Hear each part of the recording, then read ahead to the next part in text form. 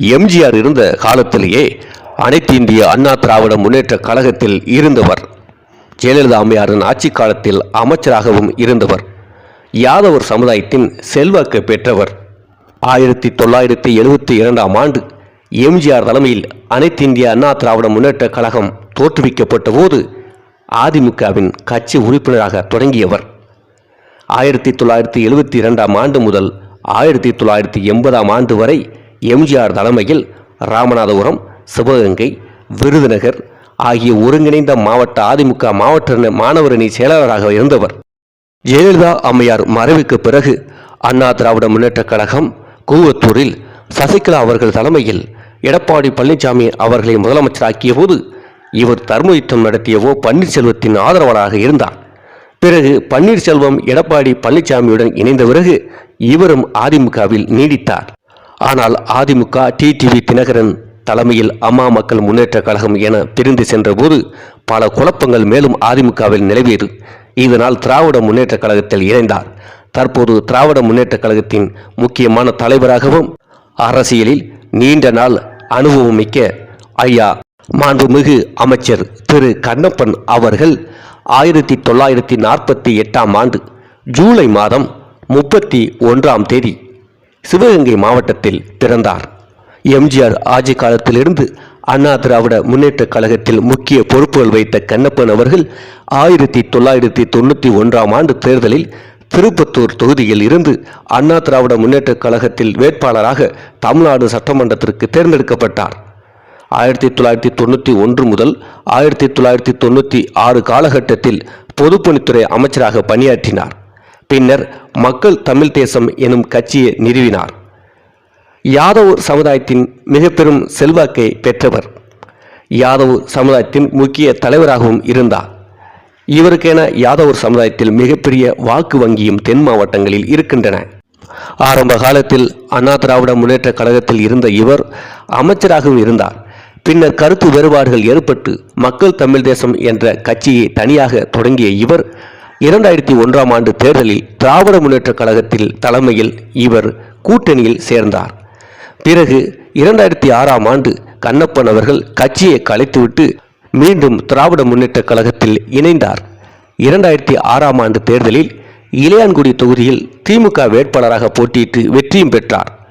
பிறகு திராவிட முன்னேற்ற கழகத்தில் கருத்து வேறுபாடு ஏற்பட்டு 2009ஆம் ஆண்டு பிப்ரவரி மாதம் அவர் திமுகவிலிருந்து விலகினார். அதன் பிறகு மீண்டும் தனது தாய் கழகமான அண்ணா திராவிட முன்னேற்ற கழகத்தில் இணைந்தார். 2009ஆம் ஆண்டு இந்திய பொது தேர்தலில் சிவகங்கை நாடாளுமன்ற தொகுதியில் போட்டியிட்டார். அனைத்து இந்திய அண்ணா திராவிட முன்னேற்ற கழகம் சார்பாக போட்டியிட்ட இவர் இந்திய தேசிய காங்கிரஸ் வேட்பாளர் தலைவர் ப. சிதம்பரத்திடம் குறைந்த வாக்கு வித்தியாசத்தில் தோல்வி அடைந்தார். தென் மாவட்டங்களை காவிமயமாக்கவும் வாக்காளர்களை மத அடிப்படையில் துருவப்படுத்தவும் பாரதிய ஜனதா கட்சி முயற்சிக்கிறது என்று கண்ணப்பன் அப்போது பேசினார். இந்த நிலைமைக்கு அண்ணா திராவிட முன்னேற்ற கழகம் தலைமைதான் உதவியது என்றும் குற்றம் சாட்டினார். ஜெயலலிதா அம்மையார் இறந்த பிறகு சசிகலா அம்மையார் எடப்பாடி பழனிசாமியிடம் முதலமைச்சராக ஆட்சியை ஒப்படைத்த பிறகு பன்னீர்செல்வம், எடப்பாடி பழனிசாமி இருவரும் பாரதிய ஜனதா கட்சியின் முழு ஆதரவாளராக மாறிவிட்டார்கள் என்று குற்றம் சாட்டினார்.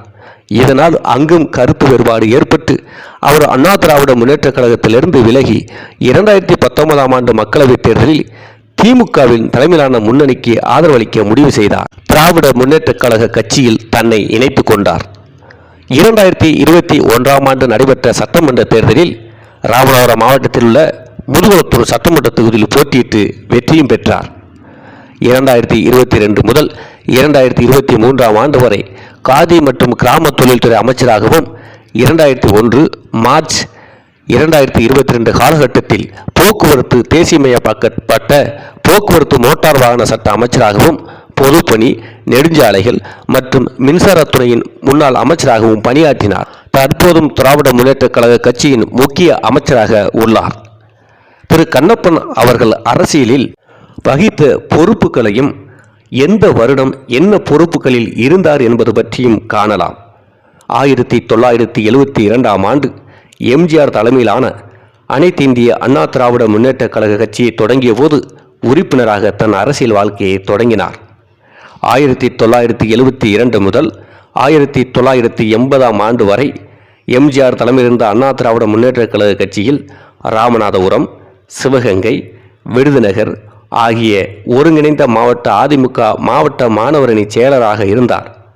1982 ஆண்டு முதல் 1984 ஆண்டு வரை சிவகங்கை மாவட்டம் காளையார்கோவில் ஒன்றிய செயலாளராக இருந்தார்.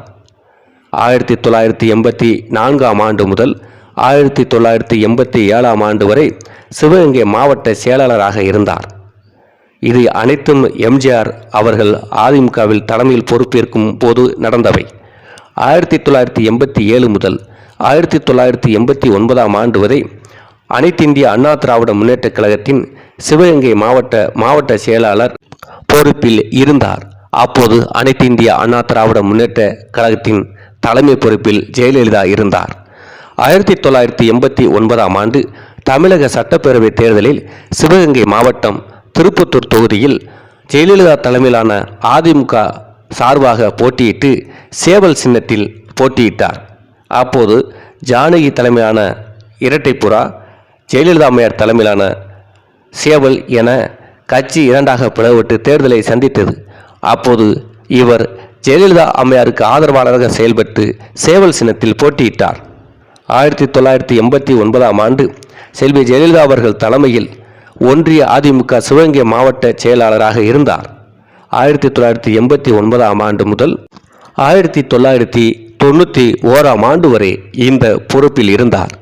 1991 ஆண்டு ஜெயலலிதா அவர்கள் தலைமையில் சிவகங்கை மாவட்டம் திருப்பத்தூர் தொகுதியிலிருந்து தமிழ்நாடு சட்டமன்ற தேர்தலில் போட்டியிட்டு தேர்ந்தெடுக்கப்பட்டார். அந்த தேர்தலில் அவர் மாபெரும் வெற்றியை பெற்றார். அதே 1991 முதல் 96 ஆண்டு வரை அவர் அதிமுக எம்எல்ஏவாக நீடித்தார். தமிழக அரசின் நெடுஞ்சாலை, பொதுப்பணித்துறை மற்றும் மின்சாரத்துறை அமைச்சராக அவர் இருந்தார். அப்போது ஜெயலலிதா அவர்கள் முதலமைச்சராக இருந்தார். அதிமுகவின் அமைப்பு செயலாளராகவும் கண்ணப்பன் செயல்பட்டார். பின்னர் செல்வி ஜெயலலிதா அவர்கள் தலைமையில் அதிமுக பொருளாளராக பதவி வகித்தார். அவருக்கு கணினி கண்ணப்பன் என்ற பட்டமும் வழங்கப்பட்டது. ஜெயலலிதா அவர்கள் 3 முக்கிய லாகாக்களை கையாளுவதிலும் கட்சி நடவடிக்கைகளை மேற்கொள்வதிலும் திறமையானராக இவர் ஜெயலலிதா தலைமையிலான ஆட்சி நடக்கும்போது இருந்தார். 2000 ஆண்டு மக்கள் தமிழ் தேசம் கட்சியை 27 லட்சத்துக்கும் அதிகமான உறுப்பினருடன் தொடங்கி 2000 ஆண்டு டிசம்பர் 23ஆம் தேதி என்று சென்னையில் 25 லட்சம் உறுப்பினருடன் மாநில அளவிலான மாநாட்டை நடத்தினார். மேலும் இது தமிழகத்தில் ஒரு மாபெரும் மாநாடாக அனைத்து பத்திரிகையாளரும் விவரிக்கப்பட்டது. அண்ணா திராவிட முன்னேற்ற கழகத்திலிருந்து விலகி இவ்வாறு தனி கட்சியை தொடங்கினார். 2001 ஆண்டு தமிழ்நாடு சட்டமன்ற தேர்தலில் சிவகங்கை மாவட்டம் இளையான்குடியில் மக்கள் தமிழ் தேசம் கட்சி சார்பாக போட்டியிட்டார். 2004 ஆண்டு தமிழகத்தில் நடைபெற்ற உள்ளாட்சி தேர்தலில் மக்கள் தமிழ் தேசம் கட்சி 3ஆம் அணியில் இடம் பிடித்து அந்த கட்சியினர் பல இடங்களில் வெற்றி பெற்றனர். 2004 ஆண்டில் நடைபெற்ற நாடாளுமன்ற உறுப்பினர் தேர்தலில் எம்டிடி கட்சி 3வது அணிக்கு தலைமை தாங்கியது. 2006 ஆண்டு சிவகங்கை மாவட்டம் இளையான்குடி தொகுதியில் இருந்து சட்டப்பேரவை தேர்தலில் போட்டியிட்டு தேர்ந்தெடுக்கப்பட்டார். 2008 ஆண்டு கனடாவில் நடைபெற்ற காமன்வெல்த் நாடுகளில் கலந்து கொள்ள இந்தியாவின் பிரதிநிதியாக இவர் செயல்பட்டார். 2008 ஆண்டு எல்லை நிர்ணய குழு உறுப்பினராக பொறுப்பேற்றார்.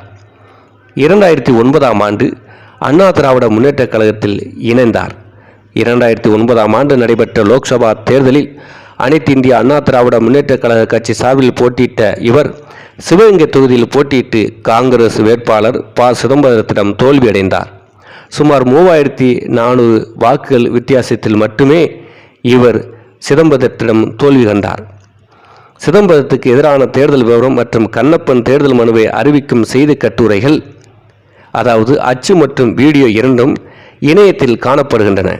சிதம்பரம் அவர்கள் சிவகங்கை மக்களவை உறுப்பினர் பதவியை 2014 மே மாதத்துடன் நிறைவு செய்த போதிலும் 2009 ஆண்டு தாக்கல் செய்யப்பட்ட வழக்கு தீர்க்கப்படாமல் இருந்தது.